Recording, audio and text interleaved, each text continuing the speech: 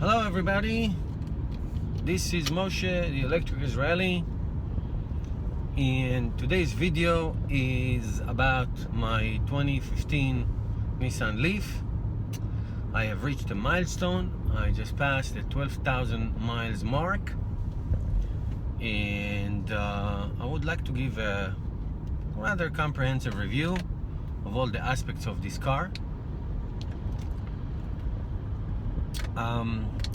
And I'll go right into it, not in any particular order of importance, just in general. So I've been driving the car for 12,000 miles, mostly on local driving. And when I say local, my commute to work is 5 miles each way, but I always go places after or before or during. So I can say my daily commute is 20-ish miles a day.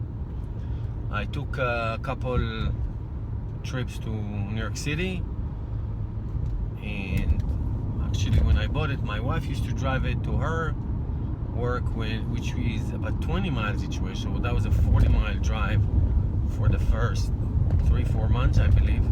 That's how the miles got in. So I owned this car for about 10 months, and it's made average of 1,200 miles a month.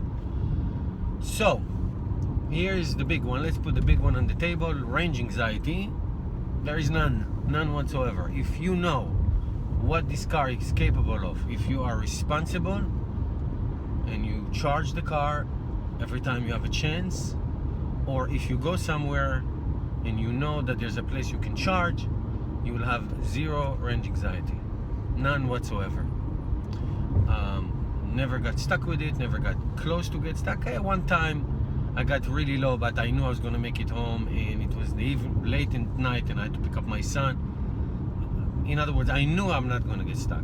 There was no zero. So if you know how to handle this car and what this car is, what is it all about, there is no range anxiety. And this is the 1215, this is the 24 kilowatt, the 84 miles average range, and that jazz. So that takes care of it. I mean, if you are an irresponsible person, you will get stuck with no gas as well.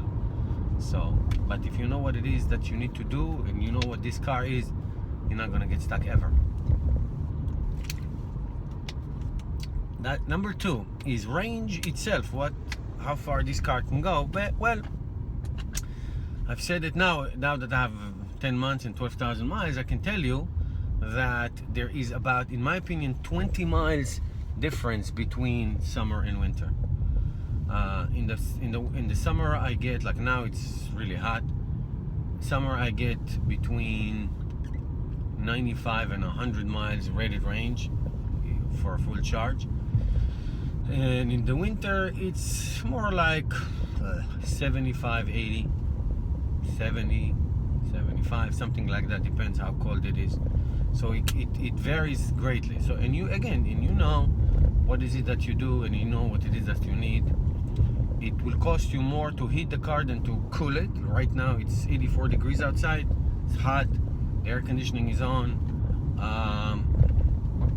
It is I would say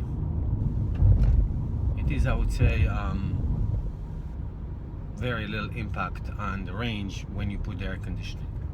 Not that much. Maybe 3-4 miles. I'm just looking at it right now if I turn on and off the air conditioning. So heat, it will cost you more to heat the car. So in the winter you have to be more careful. Not careful, be more cognizant of what this car is and what this car is supposed to do. So that's the range. The ride comfort is excellent. It is an excellent car. It is comfortable. It is tall and wide. It looks small, but it isn't. It really isn't. You can take 5 people in. I took my mother-in-law, my wife, and my 2 children.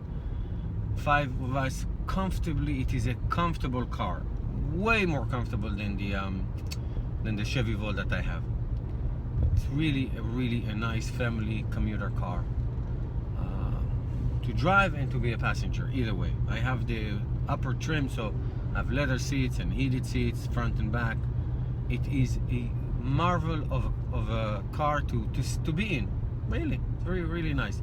I can tell you, I test drove the Tesla Model S a month ago or so, and it's hard to get in, it's hard to get out. It's a low car, whatever. This is a wonderful, wonderful, comfortable car. Really. The drive is phenomenal. The acceleration is phenomenal. It's nimble, it's fast, it's quick. It really gets you out of, so to speak, like you can go around somebody really quickly and get far away. You're not. It's not only that you're not embarrassed, you embarrass others by the way you get out of the line. It's so quick. It's such a wonderful drive. Really, I absolutely love this car and look forward to drive it. If I have a choice between driving this car and the Volt, I'll take this any day, knowing the limits of what it is supposed to do. So that's the sitting and the ride quality. The inside, the instrument cluster and all that, everything is really wonderful except for one thing. And I'm talking about the 2015 model. The 2016 model, they changed the touch screen, so I guess it's different. I saw it in the car show. But the 8-inch panel, the 8-inch screen stinks. You cannot see anything during the day, and no matter how you tilt it, you cannot see. I said it in the past, I guess because it's the car is tall, so there's a lot of brightness coming in. But be that as it may, it stinks. I have to squint, and I just give it up. I use my phone for navigation and anyway, but it's just stupid. They didn't do a good job at all. It's not bright. I don't know what it is. It's not bright at all. I mean, the Volt screen, it's so much better. Anytime, doesn't matter, brightness, whatever. At night, of course, you can see everything because it's nighttime. But during the day, like right now, I'm looking at it, it's stupid. It's just absolutely useless. And the navigation is so many steps and buttons. I totally give up on it. I mean, I don't care about that. I use my phone anyway, so. But if I wanted to use it, I mean, it's just not dumb. That's what it is. It's dumb. That's my only major complaint about this car. Running cost of this car is peanuts. It's nothing. It's very, very little, especially if you have charging at work like I do, or if you have other free public charging. And even if you charge it at home, I mean, I pay 10 cents a kilowatt at home, and I have solar panels, so I charge it during the day. So the fuel, quote unquote, cost for this car is nothing. It's really nothing. It's a pleasure of a car. Service, I took it to one service, $7,500. You know, it was free, obviously, for the first 2 times. I think it's going to be free. So it costs nothing, and it's really, it's just so wonderful. It's such a wonderful idea. Electric cars are a wonderful idea. I just cannot. I know I sound like a fanboy. I am, of all cars, not of a particular model, but of all electric cars, obviously. So it's just a great idea. It's just a great idea that you come home, you plug it in, you forget about it. It costs very little, couple dollars a time. It's just great. So the service and the maintenance are wonderful. I have 2 sets of. I really highly recommend it. I recommend no matter what car you own, ICE car or electric car or hybrid, doesn't matter. I really recommend to have 2 sets of tires. It's just wonderful. I'm on the all-season tires right now, and then I have sets of winter tires, so they will last long. It's one initial investment at the beginning, but then it will last you for years and years. It's really, really wonderful. So tires, I'm gonna have tires for many years. Now brakes, I have to say, here's another little criticism that I have. This car has a D and a B mode. So if you push it one to the side, it's a D. You can glide and slide and cruise. and if you put it in B, it's supposed to regen. I don't see that much. It's a little difference, tiny difference when you put it on B going down the hill or anywhere. It's not that different. When I put my volt, for example, on the low and I use that paddle on the wheel, it's aggressive. It's almost a one pedal drive. Not this car. Not this car. You put it in B mode, you feel a tiny difference, but not that much. Now, when it goes down the hill, it does regen. It does regen. You can see the miles change, and you gain the same miles, but it doesn't. You have to use the brake paddle. So I don't know how long these brake pads would last. In electric cars, it's supposed to last longer. I assume they would last longer than usual. I don't know what's usual. 24 months that you have to change. 30.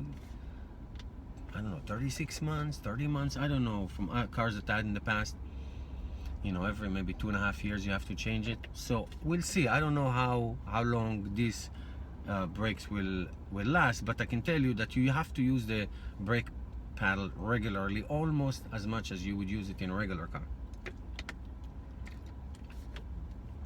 So that is the other thing that for example, the Volt is much superior to it when it comes to not using the brake paddle as much.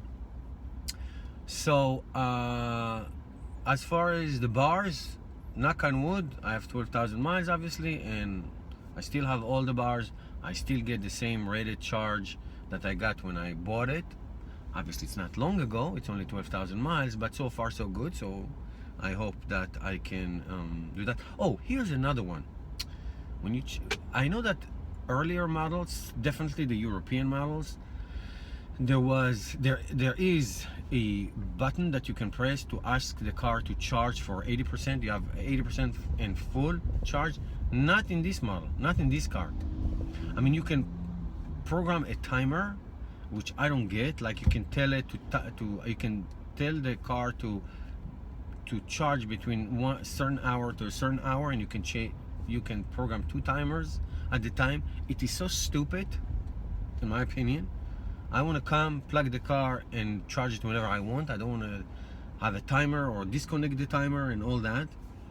So there is no option. I looked, unless I'm blind and I didn't see it. If anybody owns the 2015 or above Nissan Leaf, and there is a way to charge it to 80% that I missed. I read the manual, I looked, nothing. I didn't ask my dealers because they don't know anything, but that's another story. I don't know. You have to. So if I want to charge it to 80%, I have to actually go and unhook it or something like that. So often I just forget, and it charges to 100% all the time, which I know it's not so great, but that is not good. That is not good. That you should be able to tell the car to charge to 80% just by choosing it on a menu or something like that. I think it's not too much to ask. And I know that Nissan Leaf older model, or I watch European videos that you can do that, and all of a sudden in this car you can't. If anybody has a tip, I would be happy to hear. So that's that. Now, the best part, beside all the great part that I told you, is the visibility. I know I said in many other videos, visibility in this car is just awesome. Visibility in the Volt stinks. You can see nothing. This car is so wonderful.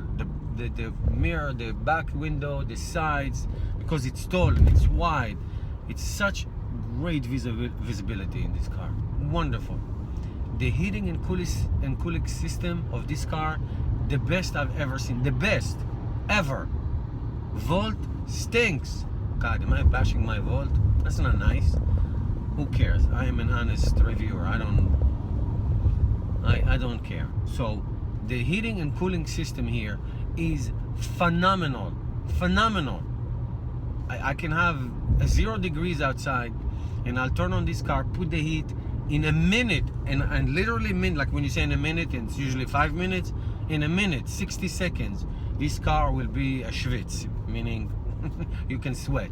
Same thing with the cooling system. I got in the car just before I started this video. It's 86 degrees now, I put the air conditioning literally in a minute. You cold. It's so nice. The heat pump in this car and the cooling system in this car is just wonderful. I cannot say it enough how great it is, how terrific it is, the cooling and heating system. It's one of the best parts of this car. Trust me on this one. And last but not least, I mean, overall, I absolutely love this car. Love it. It's wonderful car. Wonderful, wonderful, wonderful car. And I know I'm a compulsive person that always wants the newest toy. As those of you who watch my videos, you know that I made a reservation for the Model 3. And if you ask me right now, if the Model 3 comes tomorrow, which car I'm trading it in, I will trade the Volt. I will not trade this one. I love this car. It's such a wonderful car. It's such a wonderful idea, such a wonderful concept. It has little things like I mentioned before, but they are nothing compared to the overall ride quality, the cheap maintenance, the no maintenance really, the very low running cost of electricity, and the ride comfort, everything. It's just such a great car. It's such a wonderful car. So I highly recommend it to all of you. Those of you who are new to EVs, it's nothing to be afraid of. You are not going to worry about anything. If you have a small commute for things that you need, and you have a second car for long range, lease this car, however you like it. It is awesome, really awesome car. I love it. I love the Nissan Leaf. Great car. Fast, quick. You pass everybody off the line, in the middle of the road. Great car. So, thank you for watching. Please subscribe to my channel, and don't forget to change the world one electric car at a time.